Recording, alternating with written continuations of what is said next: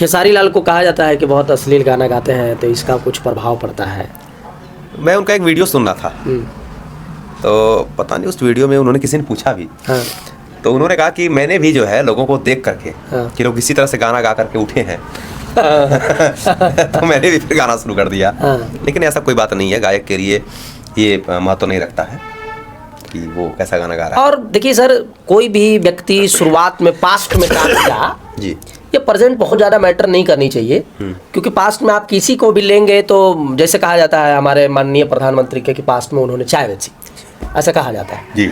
और वर्तमान में तो हमारे प्रधानमंत्री हैं, तो पास्ट में आपने क्या किया ये मैटर नहीं करती। बिल्कुल नहीं मैटर। गाना वो पास्ट में गाए हैं, वर्तमान में तो नहीं गाए हैं भाई। मैंने डॉक्टर APJ अब्दुल कलाम के विषय में सुना है, उन्होंने खुद बोला कि मैंने पेपर बेचा था। पेपर बेचा, हाँ। उनकी बायोग्राफी पढ़ेंगे सर तो ये आ जाएगा कि उन्होंने पेपर बेचा, बहुत संघर्ष किए अपने जीवन में। तो ये आपको कतई मायने नहीं रखता है कि आपने पीछे क्या किया। हाँ। हर व्यक्ति करता है जो बड़ा बना। स्वामी विवेकानंद का एक कथन है कि यदि आपको ऊंचा बनना है, बड़ा बनना है, तो शुरुआत सबसे नीचे से करिए, क्योंकि जब आधार मजबूत रहेगा तो कहीं न कहीं हम 4 मंजिल 5 मंजिल और 6 मंजिल इमारत को खड़ा कर सकते हैं। लेकिन जब आधार मजबूत नहीं रहेगा तो बिल्डिंग गिर जाएगी टूट करके। भोजपुरी में एक और चर्चित चेहरा हमारे पवन सिंह है। पवन सिंह, हाँ पवन सिंह, हाँ, पावर स्टार के नाम से। तो इनको तो खैर अभी तक चुनाव पिछले बार जब लड़े इन्होंने तो निर्दलीय लड़े थे और जीत नहीं पाए, हार गए। क्या लगता है कि अभी तो बीजेपी में शामिल स्टार प्रचारक के रूप में भी मौजूद थे। लेकिन एक बात मैंने देखा चुनाव में, पिछली बार तो उनको बंगाल में जो है कि बीजेपी से टिकट मिला, बाद में वो हट गए लोकसभा चुनाव में, और उन्होंने निश्चय भी किया कि नहीं हम निर्दलीय ही लड़ेंगे, लेकिन अगर मैंने कदम रख दिया तो मैं लड़ूंगा जरूर। लड़े भी और कहीं न कहीं हार का सामना करना पड़ा। इस बार बीजेपी के स्टार प्रचारक रहे हैं। लेकिन एक बात मैंने ये देखा, उन्होंने जिस शब्दों का प्रयोग किया चुनाव के प्रचार के दौरान, जिस तरह से अपनी बातों को प्रचार में रखा, उससे ये लगता है कि जो सिंगर हैं उनको केवल सिंगर ही ना समझा जाए।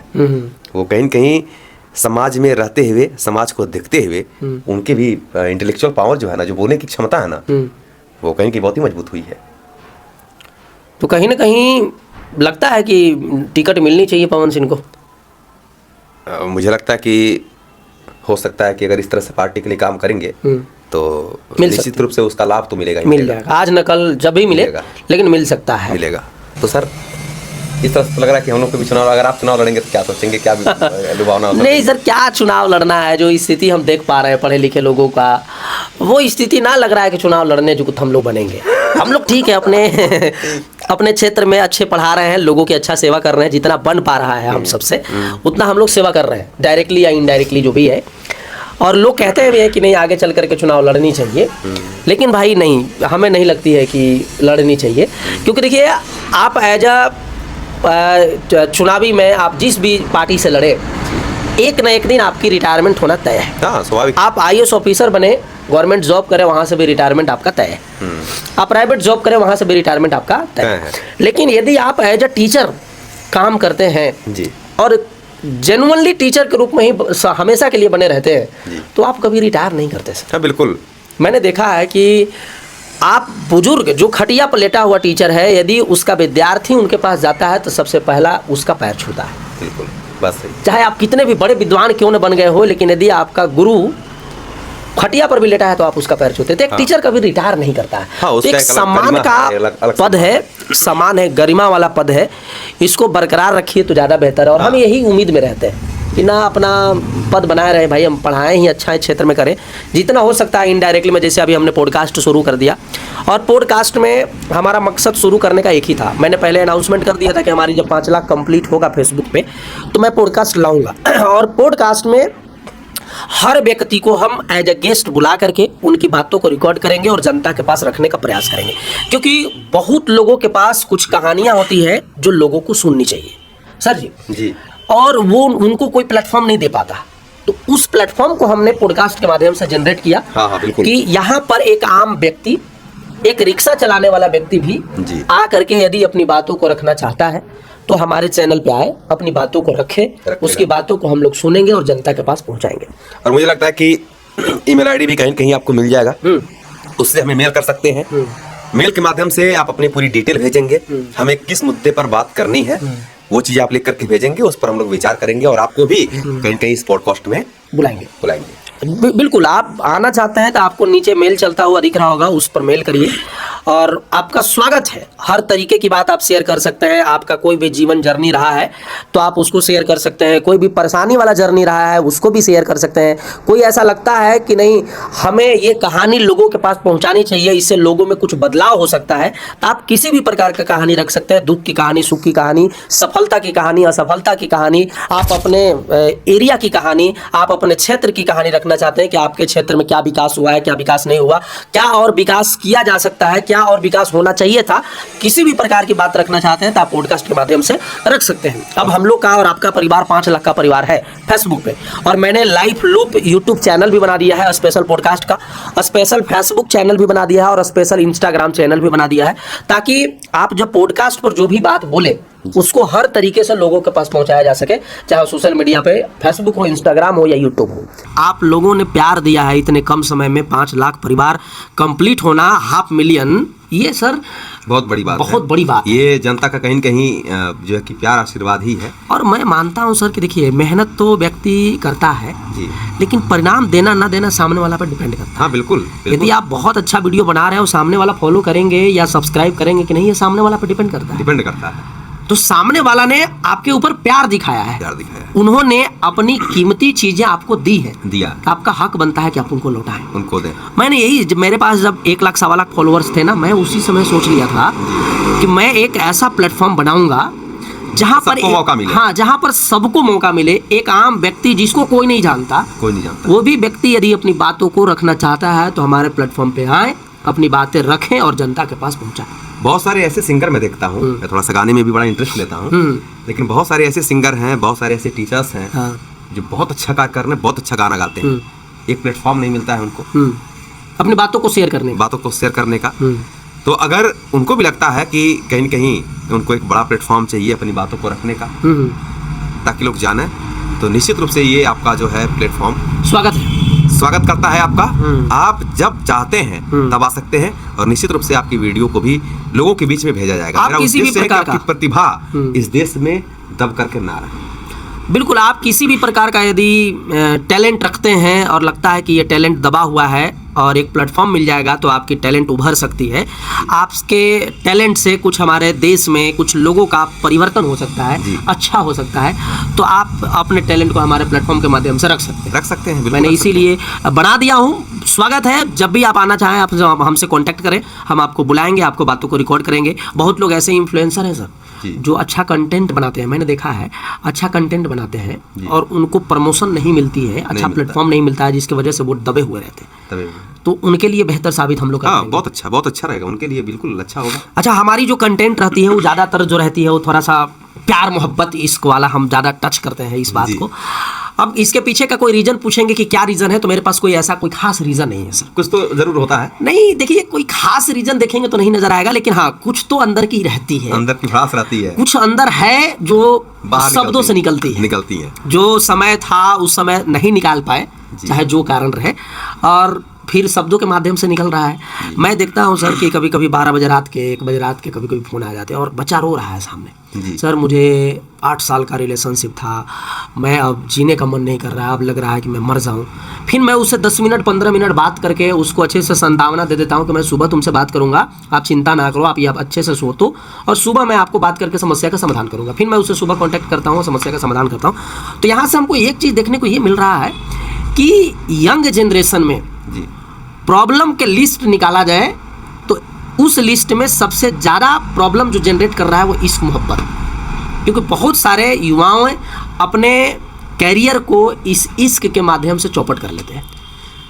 देखिए, वो जो किशोरावस्था वाला काल होता है, और खास तौर पर किशोरावस्था तो छोड़ दीजिए, हम देखते हैं कि जो 18 साल से 25-25 साल वाला जो एरिया होता है, यानी यंग वाला कहिए, 18 साल से 25 साल, ये युवाओं के लिए ऐसा समय है, 2 बातें वहाँ पर रहती हैं, एग्जाम न छूट जाए, परीक्षा न छूट जाए, और वो न छूट जाए, दोनों और दोनों एक साथ हो नहीं पाता है। और कहा जाता है कि 2 नाव पर जब आप सवार रहेंगे तो डूबने की संभावना ज्यादा होती है। देखिए भाई, यदि आप 18 से 25 साल की एज में हैं तो पहला प्रायोरिटी आप थोड़ा करियर को दीजिए, करियर को दीजिए। और कोई ऐसा पार्टनर है जो आपके करियर में आपको सपोर्ट देने के लिए तैयार है जी। आपके करियर में आपके साथ चलने के लिए तैयार है, तो ऐसा लाइफ पार्टनर मिल जाए तो फिर सोना में सुगंध है। हाँ, लेकिन समस्या हो जाती है ना वहाँ। देखिए वहाँ पर समझ कम होती है। अभी वही 30 साल के बाद वाली एज पूछिए, जिसमें काफी प्रेशर होता है घर का, काफी प्रेशर होता है समाज का, काफी प्रेशर होता है परिवार और गांव का। जब लोग कहते हैं कि अभी तक क्या कर रहे थे, 30 साल के बाद वाली एज, एक तो आपका शादी देखना है, परिवार वाले कहेंगे, माँ बाप क्या कहेंगे, तुम्हारी शादी करनी है, अब उम्र निकल रही है। 30 साल के बाद ये होता है कि उम्र निकल रही है। 25 साल तो ये चलो ठीक है, अभी उम्र हो रही है शादी करने की, अभी कोई दिक्कत नहीं है। अब 30 साल के बाद क्या होता है, उम्र निकल रही है शादी की, ज्यादा ज्यादा 1-2 साल बचा है। अब तुम्हारी नौकरी की भी एज निकल रही है। अब दोनों चीजों के सस्पेंस में इस बीच मजेदार में पड़े होते हैं, और उस समय मुझे लगता है कि दिमाग अगर नहीं खुलता है तो उसी समय खुलता है जाकर। सर मैं यहाँ अनुभव कर पाया हूँ, लगभग 1 साल के कॉल डिटेल हम निकाले जी, तो उस कॉल डिटेल में हमें यह देखने को मिलता है कि जो इश्क मोहब्बत में जो मैंने जबरा वाला जिसको इश्क कहते हैं ना, वो एकदम पकड़ वाला इश्क, वो 16 से 22 साल के एज वाला जो इश्क है, वो ज्यादा पकड़ बनाए हुए रहता है, वो ज्यादा पकड़ बनाए रखता है। मैं एक बच्चा का फोन उठाता हूँ तो कहता है सर मैं क्लास 9th में हूँ, मैं इस लड़की से प्यार करता था और वो लड़की हमको इग्नोर करके किसी दूसरे के साथ अब सेट हो गई है। अब सोचो क्लास 9th में लड़का है कर, मतलब कि एज उसका 13, 14, 15 होगा। अब निश्चित रूप से और उस लड़का को समझिए सच्चा इश्क हो गया है। और सच्चा इश्क सर लगता है कि 18-19 साल में हो सकता है, उसके बाद फिर सच्चा इश्क चांस नहीं बनता है। किशोरावस्था जो होता है, जैसे हम जब मनोविज्ञान वगैरह पढ़ते हैं तो मनोवैज्ञानिकों का ऐसा मत है कि जो किशोरावस्था होता है वो कल्पनाशीलता की अवस्था होती है। कल्पनाशील होता है व्यक्ति उसमें, वह चिंतनशील नहीं होता है, वह कल्पनाशील होता है। उसकी बड़े बड़े ख्वाब होते हैं कि हम भी बड़े होंगे, खूब कमाएंगे, मर्सिडीज से घूमेंगे, अच्छा पैसा होगा, शोहरत होगी, शान होगी, शौकत होगी। आप देखते हैं कि उसमें उसको ऐसा लगता है कि दुनिया में जो है वो हम ही सबसे बड़े हैं। बिल्कुल। वो अपने आगे किसी को समझता नहीं है। तो वो जो एज होती है वो कहीं न कहीं एज की प्रॉब्लम होती है, उसमें व्यक्ति को ऐसा लगता है कि हमारी सच्ची मोहब्बत है। लेकिन जब वही आगे चलता है तो समझता है कि समय गुजरने के बाद आपको एहसास ये होता है कि नहीं वो सब झूठे था।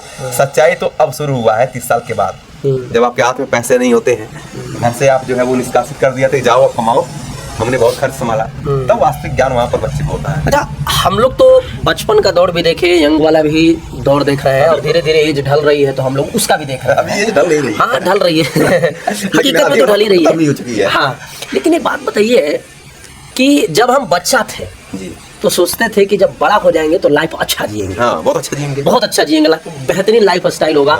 जब क्लास 8 में थे तो लगता था कि 10th पास कर लिए मतलब जीवन सेट। 10th में थे तो लगता था कि 12th पास कर लेंगे तो जीवन तो एकदम सेट है। और 12th पास कर लिए, ग्रेजुएशन में जब आए तो लगा कि साला जीवन तो अभी शुरुआत है, अभी शुरुआत है, अभी जीवन की शुरुआत हो रही है। मेन शुरुआत यहीं से है, मेन स्ट्रगल यहीं से है। और कंपटीशन में भी आप देखिए लगभग 2 साल तक ऐसा होता है कि घर वाले कहेंगे अगर नहीं निकला तो कोई बात नहीं है बेटा, ऐसा करो, चलो अगला एग्जाम है, अगला एग्जाम है, हाँ कोई बात नहीं, नहीं हुआ आगे मन से तो हो जाएगा।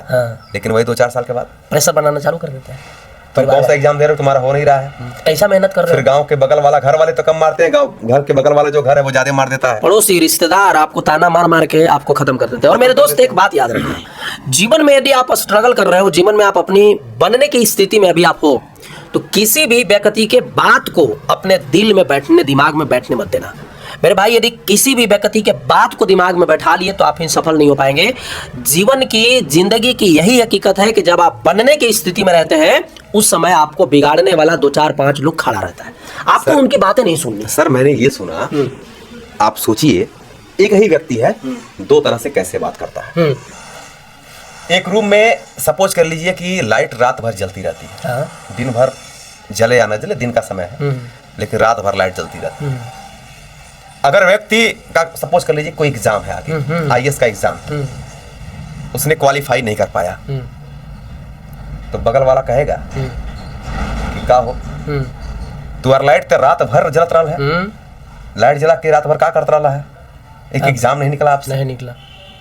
और यही दूसरे साल अगर वही निकल गया तो वही व्यक्ति कहेगा भाई आप मेहनत तो बहुत करते थे, बहुत मेहनत करते, रात भर लाइट जलती थी। तो ये व्यक्ति की 2 प्रवृत्तियां होती है। तो चेंज क्या किया, सिचुएशन बदली। हाँ बदला, मतलब सफर होने के बाद वही व्यक्ति कह रहा है कि रात भर लाइट जलती थी, और जब व्यक्ति का एग्जाम नहीं निकलता तो वही क्या कहता है कि रात भर आपकी लाइट जलती थी। क्या करता था, क्या करता था? नहीं निकला, नहीं निकला।